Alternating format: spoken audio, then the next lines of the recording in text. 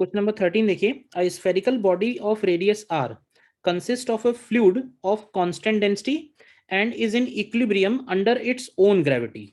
तो इसका मतलब ये समझना, देखो है क्या, अगर एक लिक्विड है और केवल उसी का फोर्स है, यानी कोई भी एक्सटर्नल फोर्स नहीं है, तो वो लिक्विड जो है वो स्फेरिकल शेप ले लेगा। ठीक है, तो वो स्फेरिकल शेप दिया हुआ है हमको ऑलरेडी, और कह रहा है कि दिस लिक्विड इज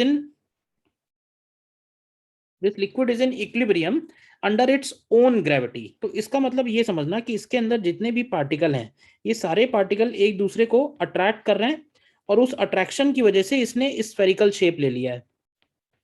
ठीक है, उस अट्रैक्शन की वजह से इसने स्फेरिकल शेप ले लिया है।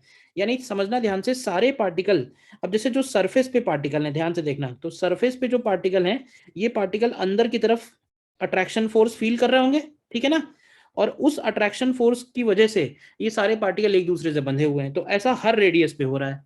अब उस अट्रैक्शन की वजह से क्या होगा कि इसके अंदर एक एडिशनल प्रेशर डेवलप हो जाएगा, सारे पार्टिकल एक दूसरे की तरफ आ रहे हैं।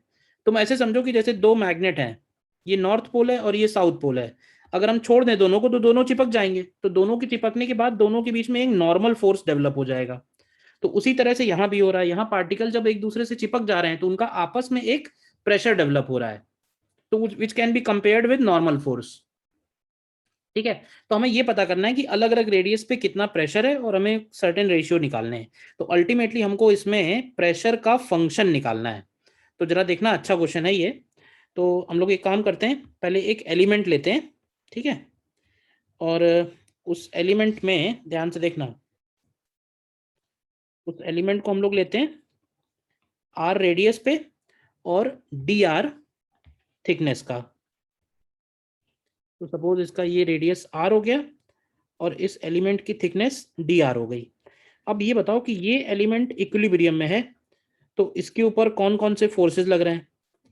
तो देखो, हमको मालूम है कि अगर स्फेरिकल डिस्ट्रीब्यूशन यूनिफॉर्म डेंसिटी का है, तो बाहर जो पार्टिकल हैं, बाहर वाले पार्टिकल अंदर कोई भी ग्रेविटी एग्जर्ट नहीं करेंगे, यानी इस एलिमेंट के ऊपर जो भी फोर्स लग रहा होगा वो अंदर वाले पार्टिकल्स की ग्रेविटी होगी। ठीक है ना, और अंदर वाले पार्टिकल्स की जो ग्रेविटी निकालने के लिए हम अंदर वाले पार्टिकल्स को उसके सेंटर पे एज ए पॉइंट मास ले सकते हैं। तो देखो इसके ऊपर कौन कौन से फोर्स होंगे, तो देखो एक फोर्स तो इसके ऊपर ग्रेविटी की वजह से आएगा, विच इज टुवर्ड्स इनसाइड, और क्योंकि प्रेशर डेवलप हो गया है, तो ये जो अंदर की तरफ फोर्स आ रहा है इसको हम लोग लिख देते हैं dm इंटू जी के बराबर। ये dm इंटू जी अंदर की तरफ लग रहा है।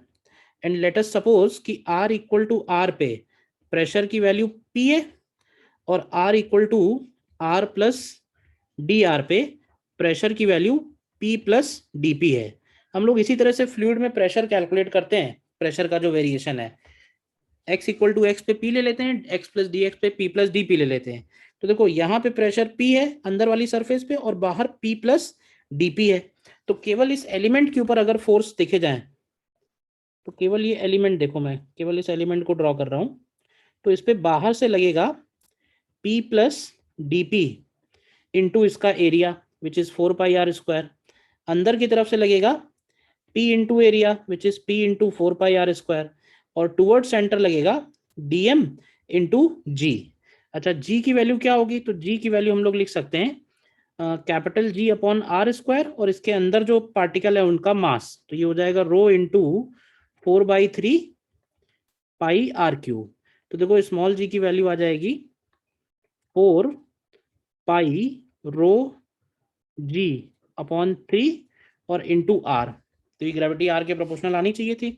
तो जरा फोर्सेस बैलेंस करते हैं, तो देखना ध्यान से, p plus D P into 4πr² plus dm into G. अब इसका dm कैसे आएगा, तो इसका dm निकालने के लिए हम लोग रो इंटू 4πr² और इंटू डी आर कर सकते हैं। तो ये हो जाएगा dm का मतलब rho into 4πr² into D R, ये हो गया dm, और इंटू जी की वैल्यू है 4 पाई रो जी आर अपॉन 3 के equal, and this is equal to p into 4πr²। अब ध्यान से देखो 4πr² तो पूरी इक्वेशन से कैंसिल हो रहा है, ठीक है। इसके बाद जब हम p लिखेंगे तो ये p भी इस p से कैंसिल हो जाएगा, यानी dp की वैल्यू अगर निकालें यहाँ से तो ये हो जाएगी माइनस टाइम्स 4 पाई रो स्क्वायर जी अपॉन 3, ये तो कांस्टेंट है, और इंटू आर डी आर, और इसको हम इंटीग्रेट करेंगे। अब इंटीग्रेट करने में ध्यान रखना, हमको ये मालूम है कि जैसे जैसे बाहर जाएंगे, जैसे लिक्विड की सरफेस पे हम लोग बोलते हैं ना प्रेशर ड्यू टू लिक्विड 0 होता है, अंदर प्रेशर होगा, तो वैसे ही यहाँ पे भी प्रेशर अंदर की तरफ बढ़ेगा, सरफेस पे प्रेशर 0 होगा। तो जब हम इसको इंटीग्रेट करेंगे तो स्मॉल आर से लेके कैपिटल आर तक करेंगे और प्रेशर की वैल्यू पी से लेके 0 तक करेंगे। इंटीग्रेशन की लिमिट्स थोड़ी ध्यान से देखना, क्योंकि हम ऐसे बोलेंगे कि सरफेस पे प्रेशर 0 होगा और अंदर प्रेशर अननोन है, तो मालूम तो है नहीं, तो हम 0 से इंटीग्रेट नहीं कर सकते, हम आर से कैपिटल आर इंटीग्रेट कर रहे हैं।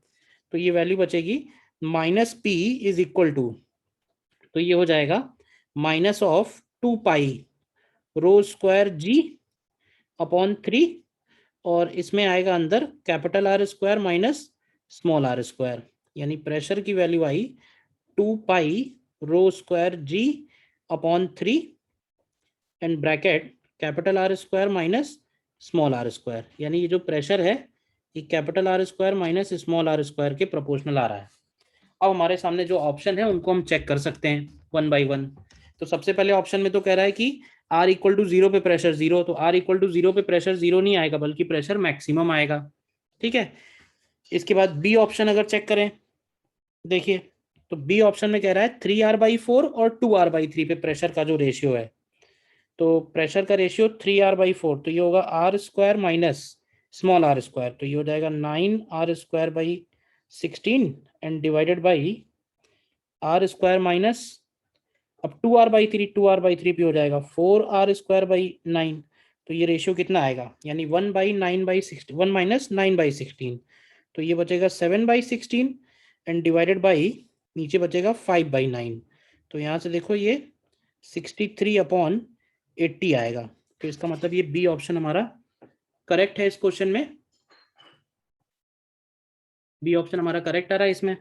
सी ऑप्शन चेक करते हैं इसी तरह से, तो सी ऑप्शन में आएगा R² माइनस 3R/5 है, तो ये हो जाएगा 9R²/25 and whole divided by 2R/5, तो ये है R² माइनस 4R²/25, तो यहाँ से 25 तो कैंसिल हो जाएगा, ये बचेगा 16/21, तो ये सी ऑप्शन भी करेक्ट आ रहा है। ठीक है, फिर डी ऑप्शन चेक करते हैं। डी ऑप्शन में कह रहा है R/2 और R/3, तो R/2 का मतलब हुआ R²/4 आएगा अपॉन R/3 का मतलब हुआ R²/9 आएगा, तो ये वैल्यू बचेगी, ऊपर बचेगा 3/4 और नीचे बचेगा 8/9, तो ये 27/32 आ रहा है, जबकि इसमें 20/27 दिया हुआ है, यानी कि बी और सी करेक्ट आएंगे, डी वाला ऑप्शन इनकरेक्ट है।